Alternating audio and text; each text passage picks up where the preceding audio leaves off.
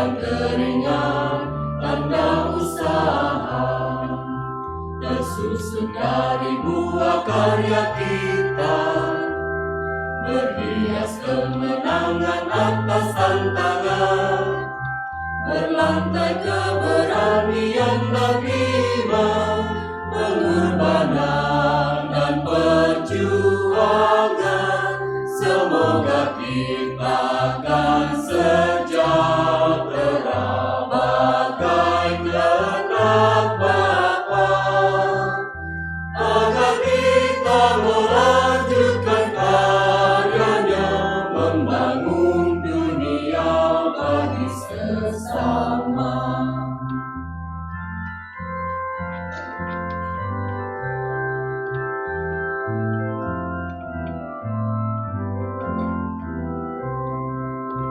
Istana tiada menjadi nyata bila kita mimpi tanpa usaha.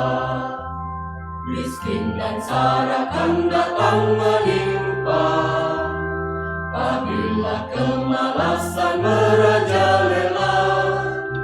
Bangkit dan bangunlah untuk usaha, kobarkanlah semangat karya. Semoga kita akan sejahtera bagai kehendak Bapa, agar kita melanjutkan karyanya, membangun dunia bagi sesama.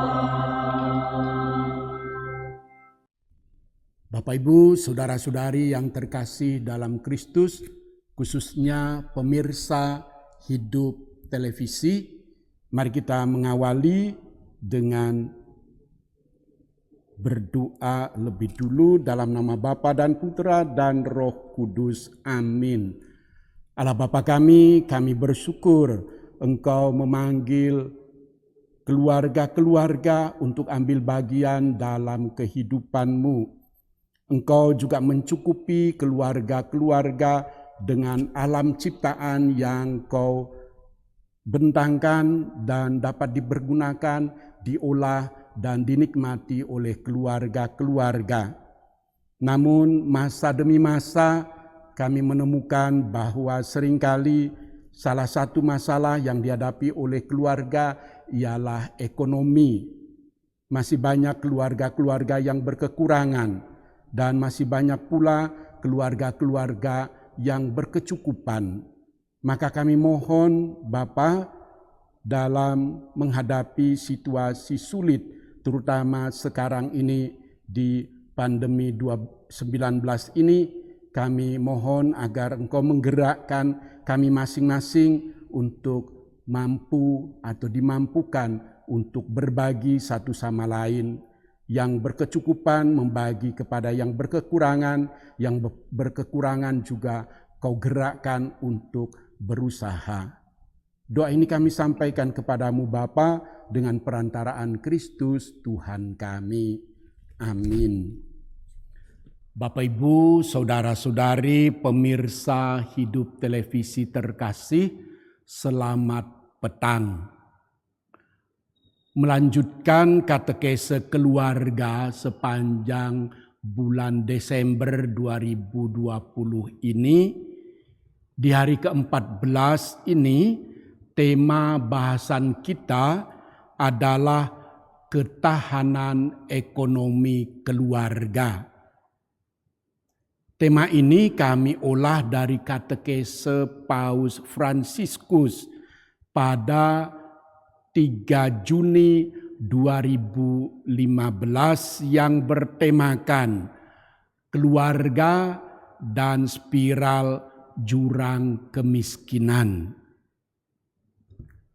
Kami, Komisi Keluarga Keuskupan Agung Pontianak, diberi kepercayaan oleh Komisi Keluarga KWI untuk mengolah tema ini.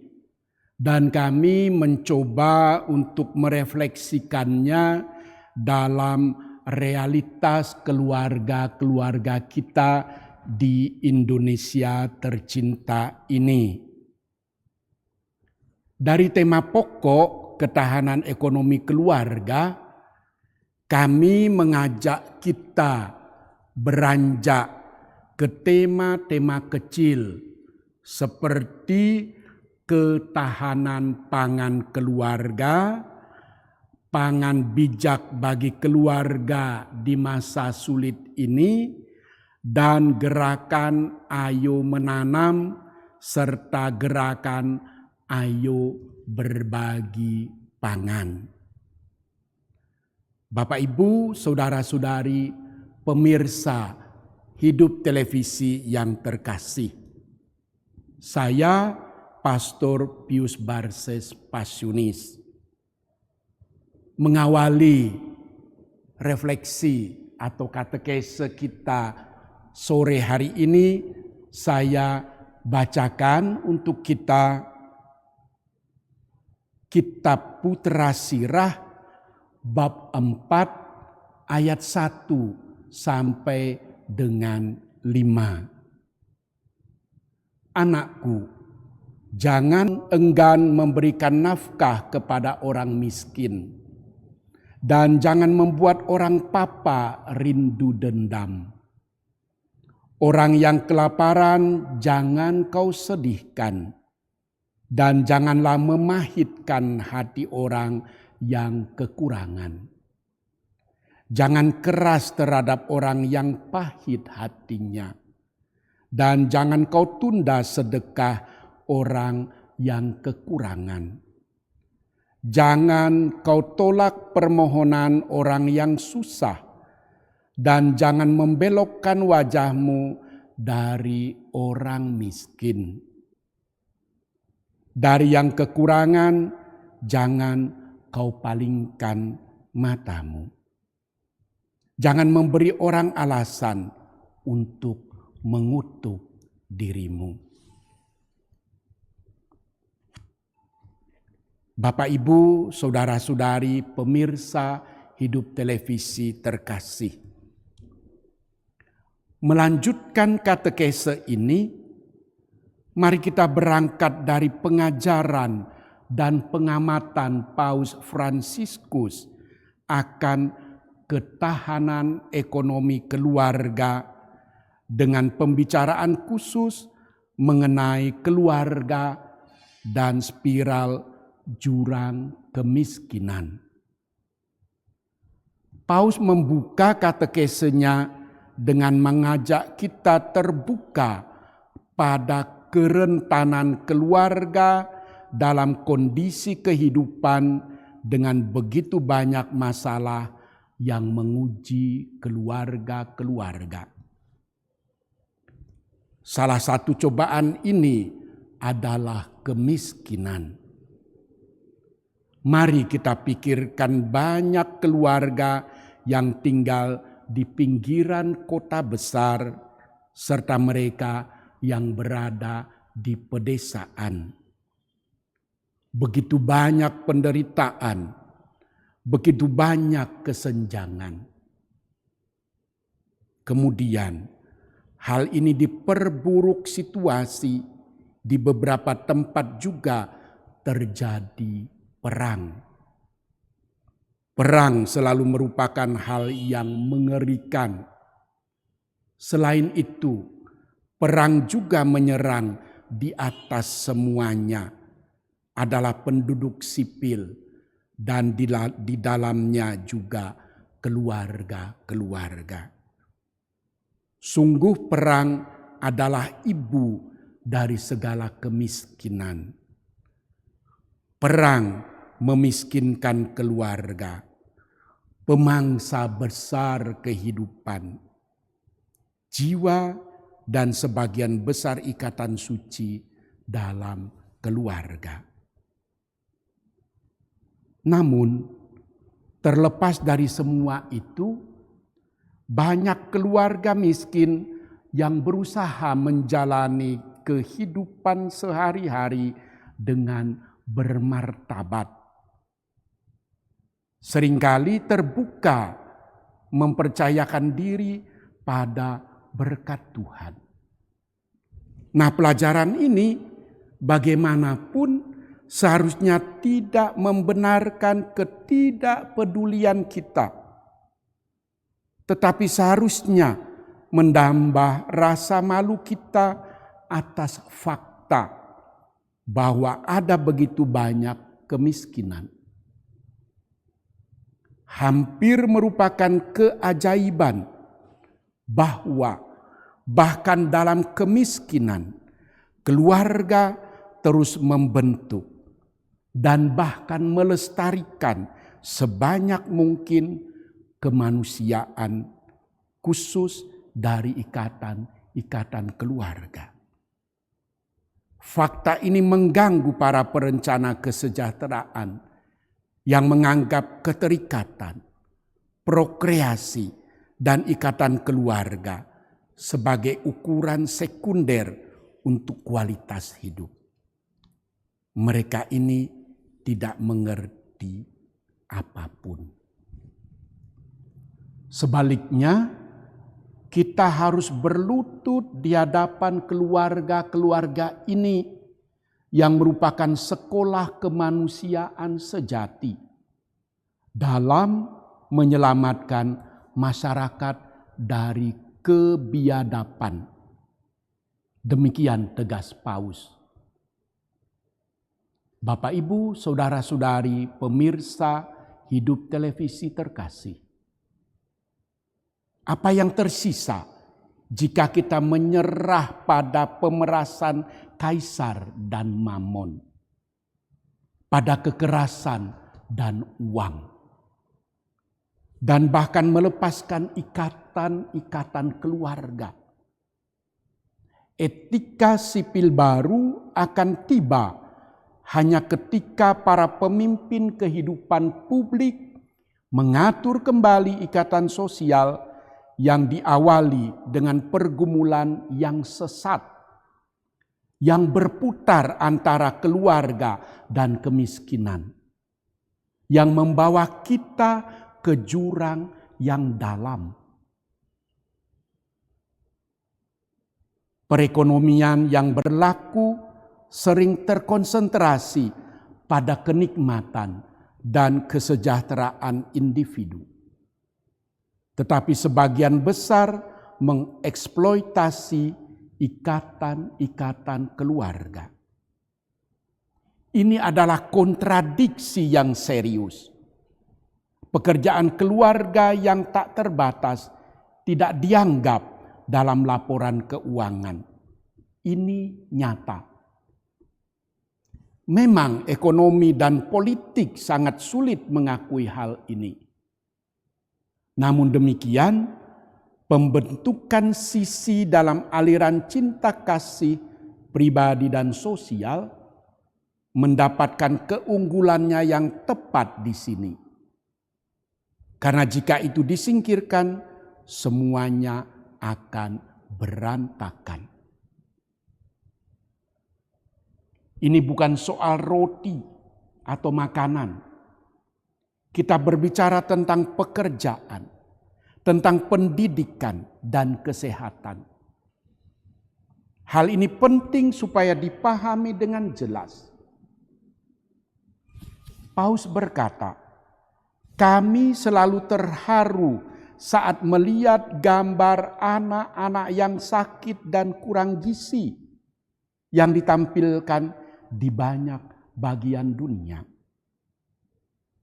Pada saat yang sama, kami juga sangat tersentuh oleh binar di mata banyak anak yang kehilangan segalanya. Di sekolah yang dibangun dari ketiadaan, yang bangga saat memamerkan pensil dan buku catatan mereka. Betapa penuh kasihnya mereka memandang guru mereka. Anak-anak sudah tahu bahwa manusia tidak hidup dari roti saja. Ketika ada kemelaratan, anak-anak menderita karena mereka menginginkan cinta dan ikatan keluarga dari kasih sayang keluarga. Bapak, Ibu, saudara-saudari, pemirsa Hidup Televisi terkasih. Kita orang Kristiani harus lebih dekat dengan keluarga yang diuji oleh kemiskinan. Kita diingatkan akan seorang ayah yang tanpa pekerjaan. Seorang ibu yang juga tanpa pekerjaan. Dan ini membuat keluarga menderita, melemahkan ikatan keluarga, kehilangan dan ketidakstabilan dalam pekerjaan sangat membebani kehidupan keluarga dan menimbulkan beban yang berat bagi hubungan anggota keluarga.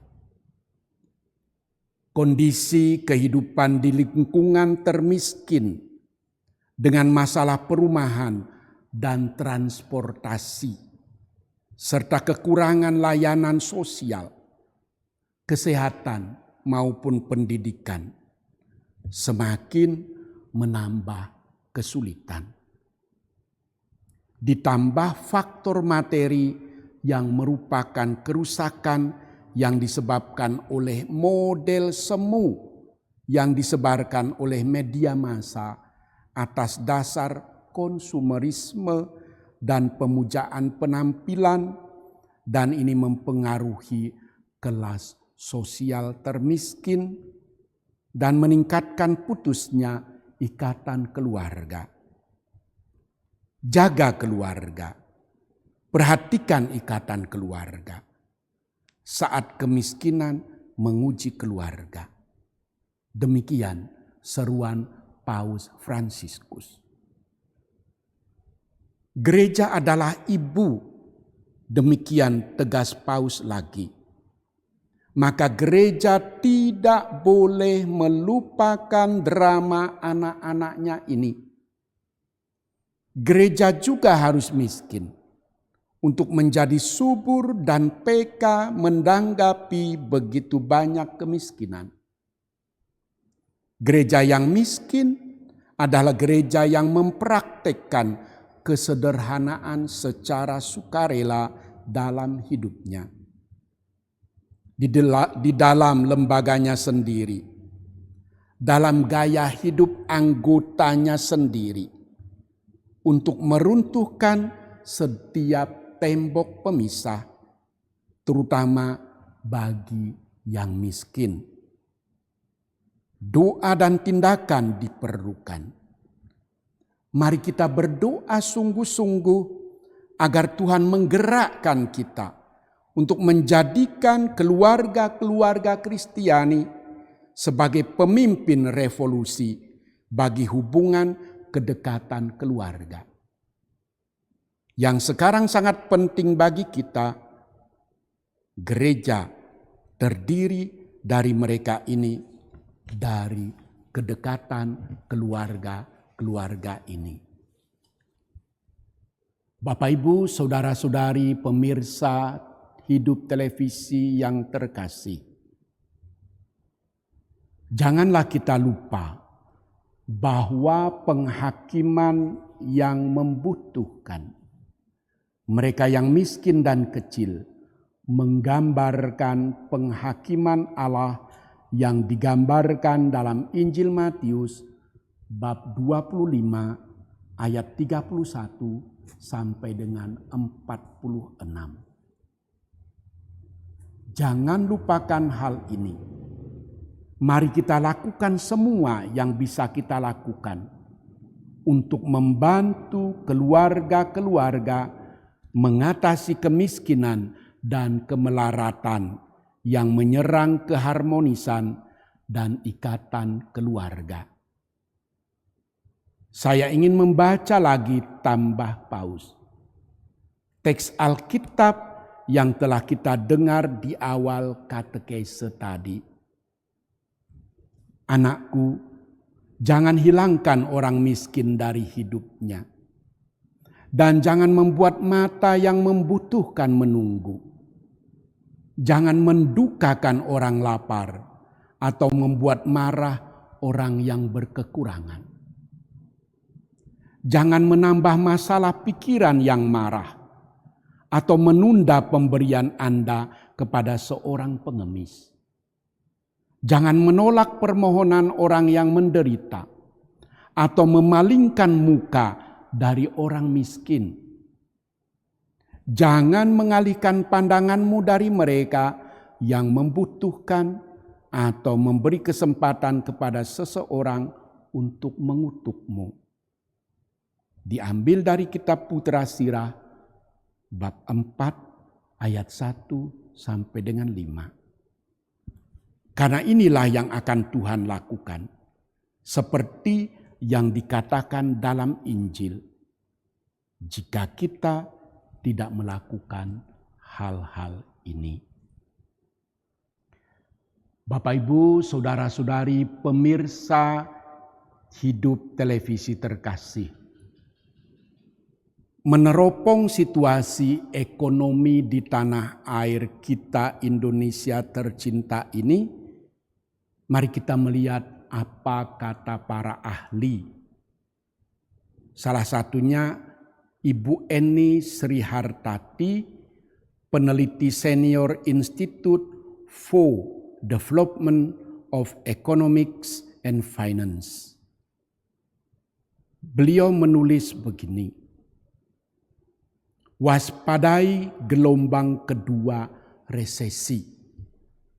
Baca Kompas Selasa 17 November 2020. Beliau mengatakan bahwa kendati kontradiksi ekonomi pada triwulan ketiga tahun 2020 ini mulai membaik, namun ada jaminan tren pemulihan ekonomi akan terus berlanjut. Belum ada jaminan. Pasalnya, pandemi COVID-19 telah menyebabkan gelombang pemutusan hubungan kerja dan PHK yang cukup besar. Menurut data Kementerian Ketenagakerjaan, tenaga kerja sektor formal yang dirumahkan dan di PHK sekitar 3,1 juta orang. Hampir semua sektor mengurangi pekerja, kecuali sektor pertanian yang masih tumbuh 2,25% dan perdagangan 0,46%. Hasil jajak pendapat yang dihimpun Litbang Kompas tanggal 7 sampai 10 Oktober 2020 mengenai beberapa lama ekonomi Indonesia akan pulih menghasilkan beberapa pendapat. Ada yang berpendapat bahwa kurang dari 1 bulan akan pulih. Hanya 4,4%. Ada lagi yang berpendapat 1 sampai 4 bulan yang akan datang akan pulih. 10,8%. Ada pula yang berpendapat 4 sampai 7 bulan yang akan datang. Mereka ini 6,8%. Ada pula yang berpendapat 8 sampai 12 bulan yang akan datang. Mereka berjumlah 3,2%. Ada lagi yang berpendapat lebih dari 1 tahun, 24,1%. Ada lagi yang berpendapat akan pulih lebih dari 2 tahun, 18,0%. Ada lagi yang pesimis, tidak akan kembali normal. Jumlah mereka 2,4%.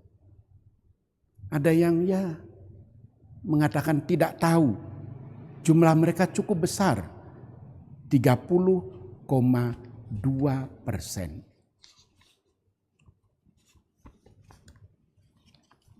Bapak Ibu saudara-saudari, bagaimana kita menyikapi sebagai bangsa? Nah, mungkin kita sama tahu Indonesia ini kan sangat luas dan terdiri dari pulau-pulau dengan situasi yang berbeda, dengan kesuburan tanah yang berbeda pula, dan dengan beragam budaya, beragam juga tingkat kehidupan. Dalam hal ini mungkin kita bersyukur. Maka kita akan melihat satu persatu nanti apa yang mungkin bisa kita buat, yang moga-moga bisa menolong keluarga-keluarga. Bapak Ibu, saudara-saudari, pemirsa Hidup Televisi yang terkasih. Kita sama tahu bahwa pandemi COVID-19 yang terjadi saat ini membawa dunia dan kehidupan manusia mengalami krisis kesehatan yang berdampak pada dimensi kehidupan dan hampir semua dimensi kehidupan. Orang merasa terancam, merasa panik dan ketakutan. Ekonomi hampir mandek, pembangunan tersendat, dan semua rencana yang telah dibuat tidak dapat berjalan, bahkan harus dibatalkan. New normal menjadi alternatif dan strategi untuk bangkit karena kehidupan harus tetap berjalan. Dalam situasi ketidakpastian seperti ini, pangan merupakan salah satu penopang yang penting karena pangan adalah kebutuhan yang sangat mendasar bagi kehidupan manusia. Terlebih pada saat pandemi virus ini, asupan makanan untuk stamina dan ketahanan tubuh sangat dibutuhkan. Oleh karena itu, ketersediaan pangan untuk setiap orang dan semua orang menjadi niscaya. Itulah mengapa pada Hari Pangan Sedunia tahun 2020 ini, Konferensi Wali Gereja Indonesia mengajak kita semua, mari selama masa new normal ini kita isi dengan gerakan bersama. Gerakan apa? Ayo konsumsi makanan sehat. Ayo menanam. Ayo berbagi makanan. Mari kita melihatnya satu persatu. Yang pertama, ayo konsumsi makanan sehat dan bergizi.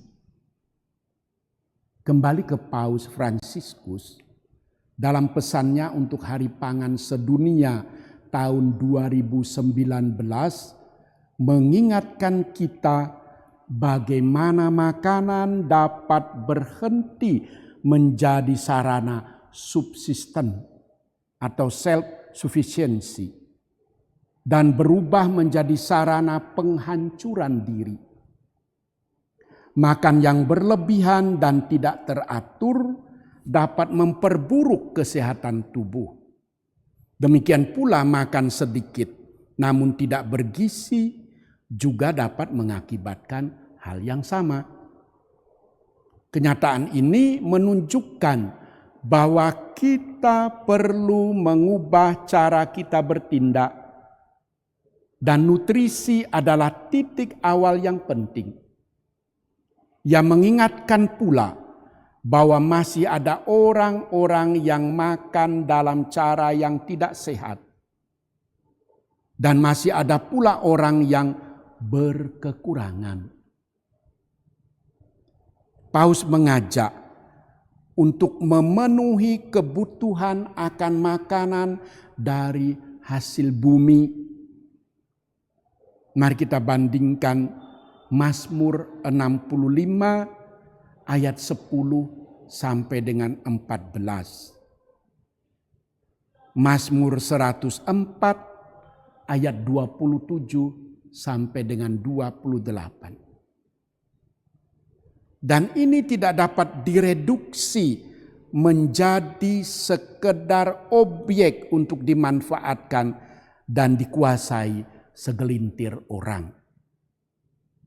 Gangguan akibat nutrisi hanya dapat diatasi dengan memupuk gaya hidup yang diinspirasi oleh rasa syukur atas apa yang sudah kita terima, sambil mendalami bagaimana kita hidup. Misalnya dengan berpantang, bahkan berpuasa. Lebih positif dengan solider, yaitu berbagi dengan sesama. Inilah keutamaan-keutamaan yang sudah sejak dulu dihidupi manusia dalam sejarahnya. Sebuah gaya hidup yang memungkinkan kita untuk menumbuhkan hubungan yang sehat dengan diri kita sendiri, dengan saudara-saudari kita, dan dengan lingkungan di mana kita hidup. Untuk mewujudkan corak hidup seperti di atas, peran dan fungsi keluarga menjadi begitu penting dan utama. Keluarga perlu mulai menunjukkan kepedulian akan kualitas pangan, terutama dengan memanfaatkan pekarangan rumah atau memanfaatkan lahan sempit sekeliling rumah. Misalnya, menanam berbagai jenis sayuran dan buah-buahan. Dan kita bersyukur karena masyarakat Indonesia itu menghidupi atau hidup di pulau-pulau dari Sabang sampai Merauke. Kita masih punya tanah. Lalu lingkungan yang sehat dan bersih akan menjadikan keluarga sehat dan semakin bermartabat. Gaya hidup keluarga seperti ini perlu ditampakkan dan menjadi kesaksian bagi sesama sebagai terang dan garam dunia. Dalam keluarga dan berkat sensitivitas perempuan dan keibuan, orang juga dapat belajar menikmati hasil-hasil bumi tanpa disalahgunakan dan tanpa pemborosan. Bapak Ibu, saudara-saudari pemirsa Hidup Televisi yang terkasih. Poin yang kedua dari refleksi kita mengenai situasi pangan di Indonesia yang berpengaruh pada keluarga-keluarga ialah gerakan Ayo Menanam. Kita bersyukur memiliki tanah air Indonesia. Tidak semua pulau subur, tapi kebanyakan subur. Dan kita mempunyai tanah yang luas. Presiden Republik Indonesia Bapak Joko Widodo berkali-kali menyatakan bahwa pemerintah menjamin dan mengusahakan supaya masyarakat Indonesia memiliki ketahanan pangan dalam menghadapi masa sulit karena pandemi COVID-19. Berbagai upaya ditempuh seperti membuka lahan persawahan luas di Kalimantan Tengah, memberi kredit untuk para petani, peternak, dan nelayan. Dari berbagai hal ini, bagi kita yang sebagian besar adalah petani, peternak, dan nelayan, dukungan dari pemerintah yang begitu besar dan masif ini tentunya membawa angin segar untuk mengembangkan usaha di bidang pertanian, perkebunan, dan perikanan. Beberapa keuskupan telah pula memperhatikan ketahanan pangan ini, dan ini menjadi sebuah gerakan di keuskupannya. Bapak Ibu, pada zaman milenial ini, sadar tidak sadar, sebenarnya manusia sudah terseret pada dunia yang serba instan. Manusia dalam memenuhi kebutuhan hidupnya diukur pada ketersediaan uang yang dimilikinya. Manusia sepertinya lupa akan kemampuan dan kesempatan yang dimilikinya untuk dapat memenuhi kebutuhannya dengan usahanya sendiri. Menanam sesuatu yang bermanfaat, sehat, segar, dan berkualitas di pekarangan rumah atau lahan-lahan kosong tidaklah sulit. Apalagi teknologi pertanian modern telah pula menawarkan macam-macam bentuk media tanam yang dapat dilakukan untuk bercocok tanam kapan dan dimanapun. Misalnya kebun hidroponik, tampu, lapot, dan sebagainya. Bercocok tanam adalah sebuah alternatif murah dan mudah untuk menyediakan dan mencukupi kebutuhan pangan skala kecil dalam keluarga dan komunitas. Bercocok tanam dapat pula menjadi peluang ekonomis. Kegiatan bercocok tanam sungguh sangat memungkinkan ketika kita dipaksa tinggal di rumah karena COVID-19 ini. Kegiatan bercocok tanam juga memiliki dampak ekologis, yakni mendekatkan dan menyadarkan diri kita pada bumi atau lingkungan hidup sebagai sumber dan anugerah Tuhan yang telah diberikan kepada kita. Saudara-saudari, pemirsa Hidup Televisi yang terkasih. Dalam kitab suci, hubungan manusia dengan dunia pertanian sangat erat sekali. Baca kitab Kejadian bab 2 ayat 7, bab 3 ayat 19, dan bandingkan kitab Yesaya bab 64 ayat 7. Pemikiran dan bahasa manusia secara mendasar dipengaruhi oleh hubungan dengan tanah dan dunia pertanian. Misalnya dikatakan, menaburlah bagimu sesuai dengan keadilan. Menuailah menurut kasih setia. Baca Hosea bab 10 ayat 12 dan seterusnya. Dan kitab Yesaya bab 28 ayat 23 sampai dengan 29. Lebih lanjut, hubungan dengan dunia pertanian ini juga menentukan pengajaran dan bahasa Yesus. Misalnya panenan, menabur, benih, biji sesawi, pohon, musim menanam, musim petik, dan seterusnya. Yesus menggambarkan hidup sebagai memiliki bumi. Lihat Injil Matius bab 5 ayat 5. Kesadaran bahwa pangan adalah anugerah sejak awal mendorong manusia untuk bersyukur dan memuliakan Allah atas nama seluruh bumi. Baca Mazmur bab 66 ayat 1 sampai dengan 4, bab 96, bab 104. Kita harus mengucap syukur karena hidup kita yang sama sekali tergantung pada Allah yang mengatur kekayaan bumi ini. Kembali ke kitab Kejadian bab 2 ayat 16 dan seterusnya.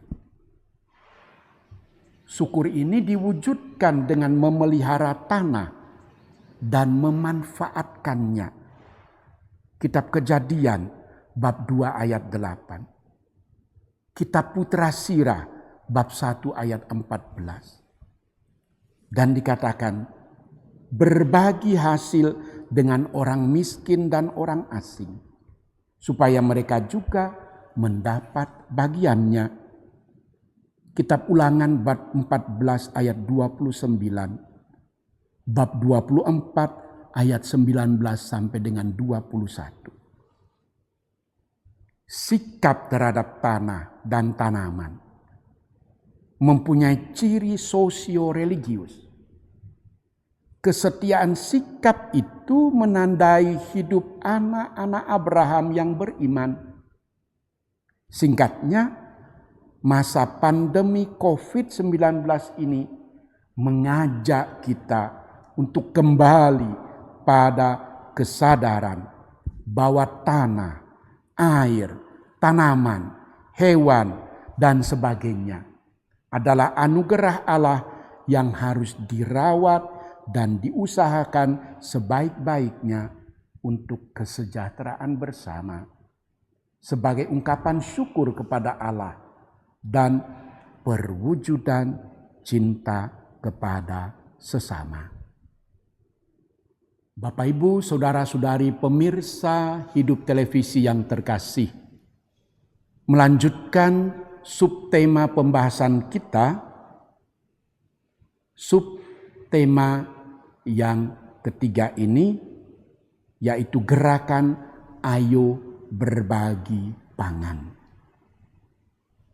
Sedari awal, gerakan Hari Pangan Sedunia Gereja Katolik menentukan salah satu dari dua tujuannya adalah membangun solidaritas dan berbagi pangan kepada saudara-saudari yang miskin, yang kelaparan, dan yang berkekurangan gizi.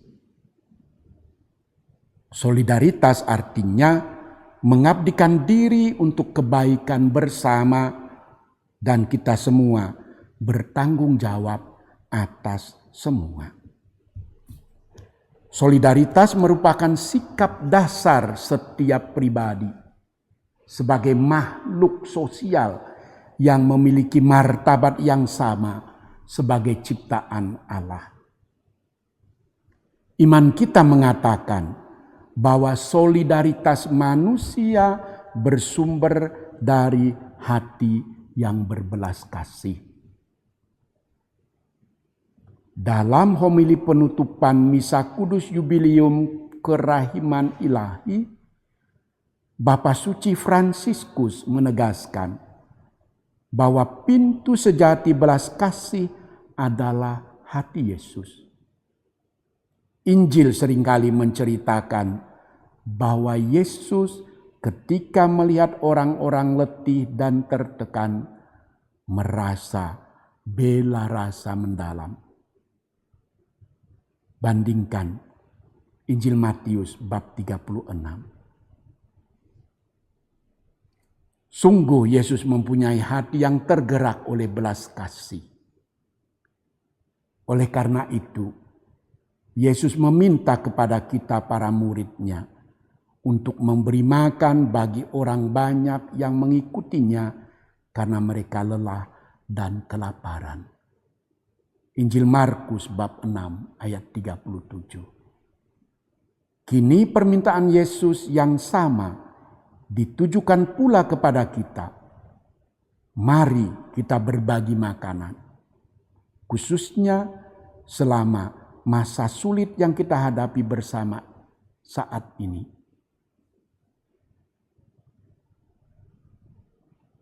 Paus Fransiskus dalam pesannya yang sama pada Hari Pangan Sedunia 2019 mengatakan, sungguh kejam dan tidak adil serta paradoksal pada masa kini ketika ada makanan untuk semua orang, tetapi tidak semua boleh mengaksesnya.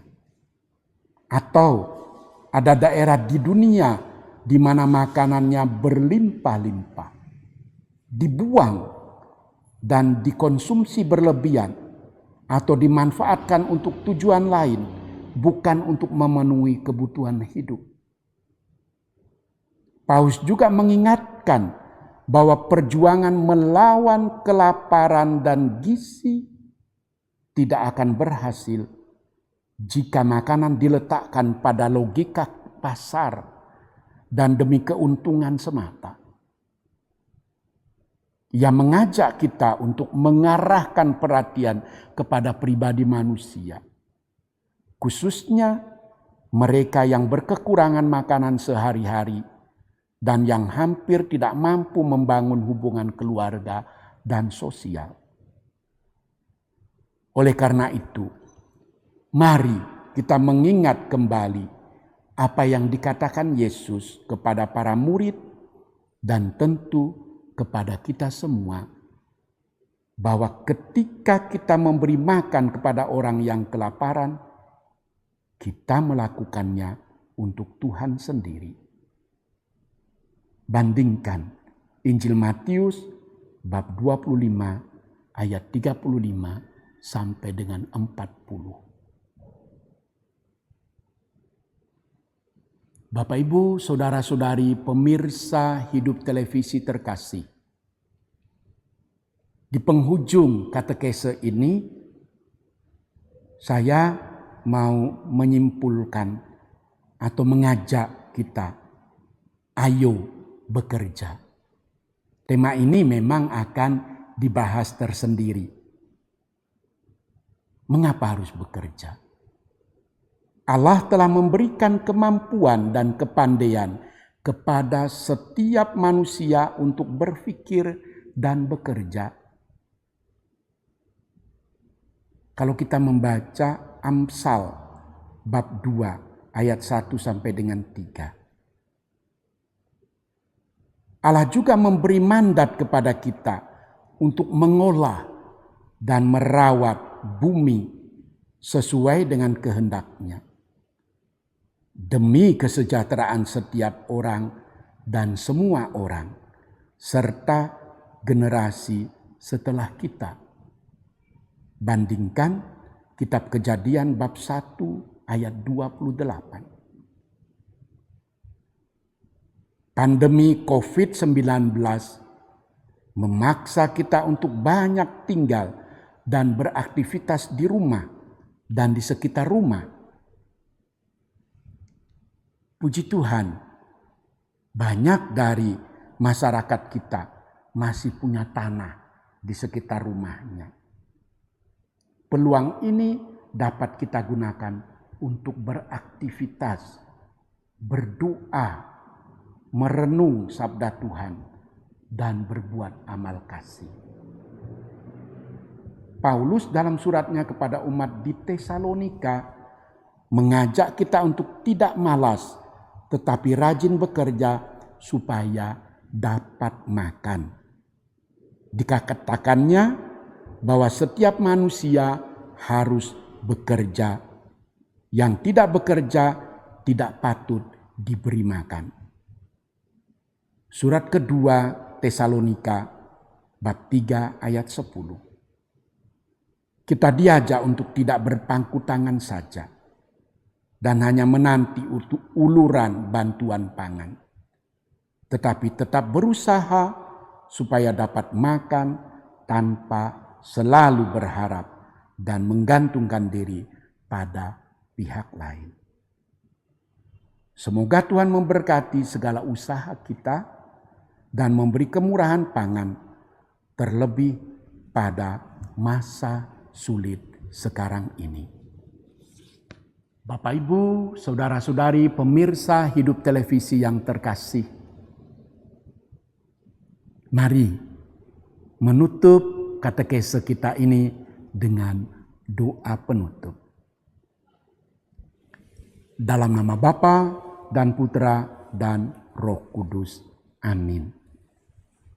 Yesus, Maria, dan Yusuf, di dalam hidupmu kami menemukan cahaya kasih sejati. Kepadamulah kami percayakan hidup keluarga-keluarga kami. Keluarga Kudus Nazaret, jadikanlah keluarga kami tempat berkomunikasi dan sanggar doa, sekolah iman dan gereja kecil. Keluarga Kudus Nazaret, semoga tidak ada lagi kekerasan, ketegaran hati, dan perpisahan di dalam hidup berkeluarga. Semoga duka dihibur, luka disembuhkan, dan kerukunan dipulihkan. Keluarga Kudus Nazaret, semoga dalam masa pandemi ini kami semakin memahami keindahan dan kesucian keluarga kami. Semoga kami semakin mengenal rencana-Mu yang indah. Yesus, Maria, dan Yusuf, dengarkan dan kabulkanlah doa-doa kami. Amin. Akhirnya, mari kita menerima berkat Tuhan.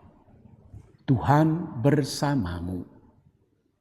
Semoga kita sekalian, keluarga-keluarga kita dimanapun mereka berada, dilindungi, dibimbing, dan diberkati oleh Allah yang Maha Kuasa, Bapa dan Putra dan Roh Kudus.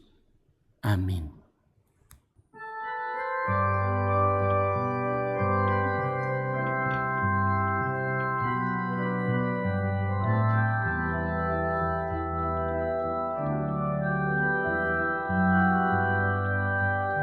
Tingkatkan